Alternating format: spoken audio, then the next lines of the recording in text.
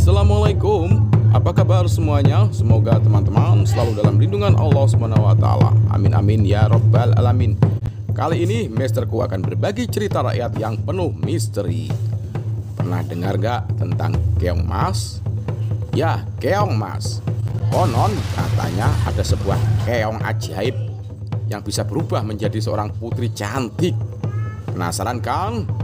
Seperti apa sih kisah lengkapnya? Yuk kita cari tahu jawabannya, tonton sampai habis videonya. Pada zaman dahulu kala, hiduplah seorang raja yang bernama Kartamarta. Ia memimpin kerajaan yang makmur dan sentosa, teman-teman. Namanya adalah Kerajaan Daha. Raja Kartamarta mempunyai dua orang putri yang cantik yang bernama Candrakirana dan Dewi Galuh.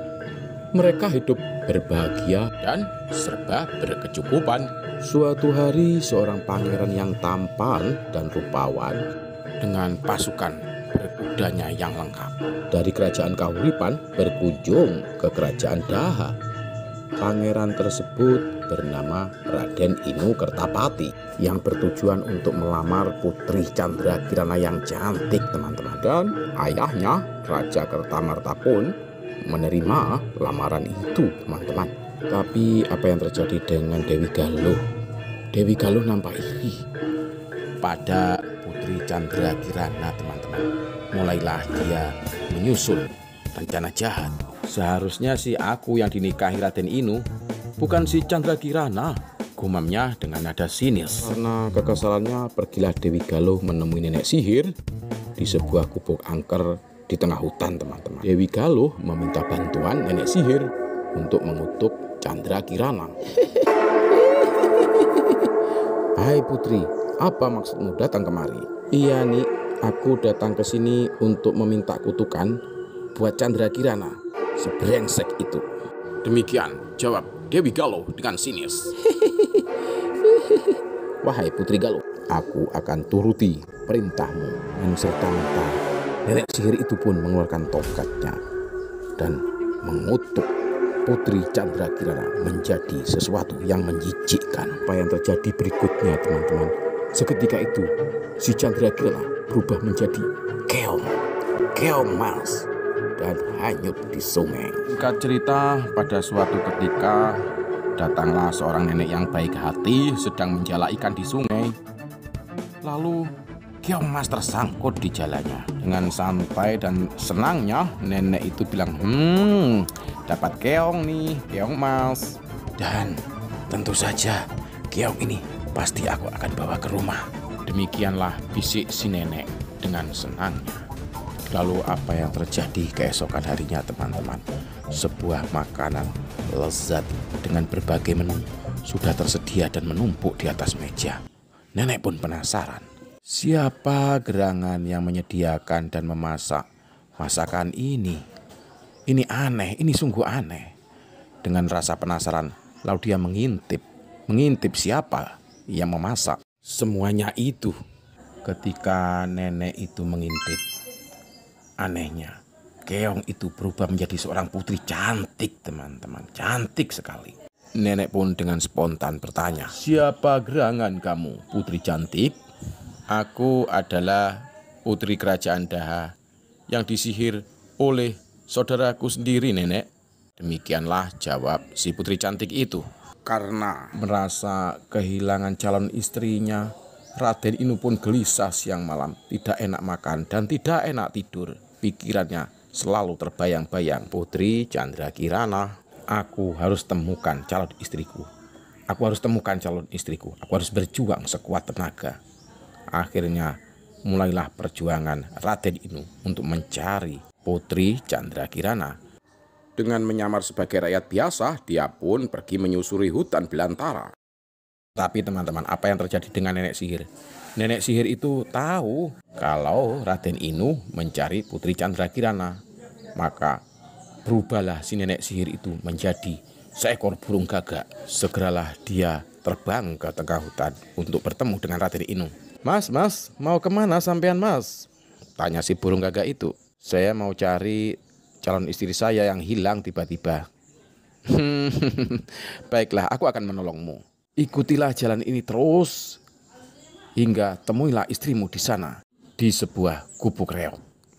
Kata burung gagak itu yang pura-pura baik dan ingin menolong.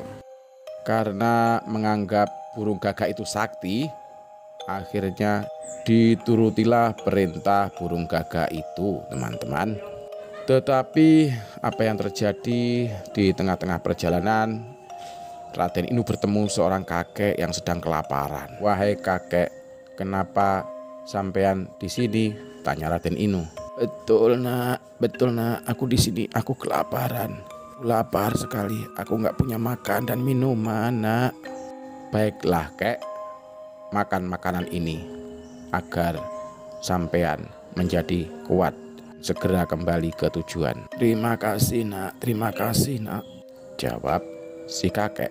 Tidak berselang lama lagi kakek itu pun bertanya, "Nak, kamu mau kemana?" "Saya mau mencari tunangan saya, calon istri saya yang hilang kek." "Oh, kamu salah jalan rupanya nak. Apa kamu tadi bertemu burung gagak?" "Betul kek, burung gagak bilang jalan saja lurus ke sini, ke arah sini," jawab Raden Inu. "Kamu salah nak, kamu disesatkan oleh burung gagak itu nak. Ikuti langkah kakek. Nah sekarang pilihlah jalan ke arah sini. Di situ ada sebuah gubuk. Disitulah calon istrimu." "Percayalah nak, burung gagak itu telah menyesatkanmu. Dia sebenarnya adalah nenek sihir yang jahat sekali dan akan mengganggu hidupmu selamanya. Sebelum berjalan mencari tunanganmu, ikutilah aku untuk melawan dan membinasakan burung gagak itu." "Oke kek, siap. Mari kita lawan burung gagak itu sekarang juga." Lama setelah itu, nampaklah burung gagak yang sedang hinggap di sebuah pohon. Mulailah pertempuran dan perlawanan mereka. Serta-merta burung gagak pun berubah menjadi nenek yang jahat, dan kakek sakti pun melakukan perlawanan juga bersama-sama dengan Raden Inu. Akhirnya teman-teman, apa yang terjadi? Burung gagak itu kalah dan berubah menjadi kepulan asap. Setelah suasananya menjadi tenang kembali, mereka pun bergegas mencari Putri Candrakirana.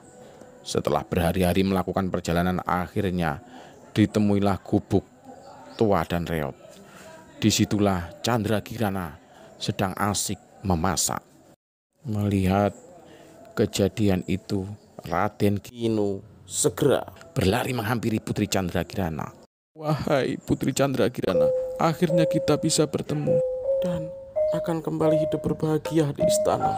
Tak lama kemudian, Raden Inu memboyong Putri Candrakirana ke istana yang megah di kerajaan bersama dengan nenek yang baik hati itu. Mendengar kejadian itu, Dewi Galuh pun was-was dan akhirnya takut hingga melarikan diri ke dalam hutan.